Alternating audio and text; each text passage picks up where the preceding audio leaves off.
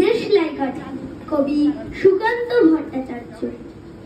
আমি একটা ছোট্ট দেশলাইয়ের কাঠি, এত নগণ্য হয়তো চোখেও পড়ি না, তবু যেন মুখে আমার উসখুস করছে বারুদ, বুকে আমার জ্বলে উঠবার দুরন্ত উচ্ছ্বাস।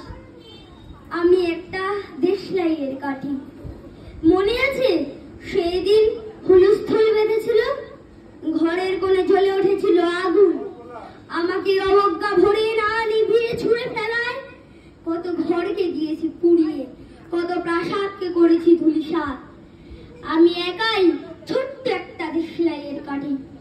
এমন বহু নগর, বহু রাজ্যকে দিতে পারি ছাড়খাড় করে, তবুও অবজ্ঞা করবে আমাদের। মনে নেই এই সেই দিন আমরা সবাই জ্বলে উঠেছিলাম একই বাক্সে, চমকে উঠেছিলে। আমরা শুনেছিলাম তোমাদের বিবর্ণ মুখের আর্তনাদ। আমাদের কি অসীম শক্তি তা তো তোমরা অনুভব করেছো বারংবার, তবু কেন বোঝো না? আমরা বন্দী থাকবো না তোমাদের পকেটে পকেটে, আমরা বেরিয়ে পড়বো, আমরা ছড়িয়ে পড়বো শহরে গঞ্জে গ্রামে, দিগন্ত থেকে দিগন্তে।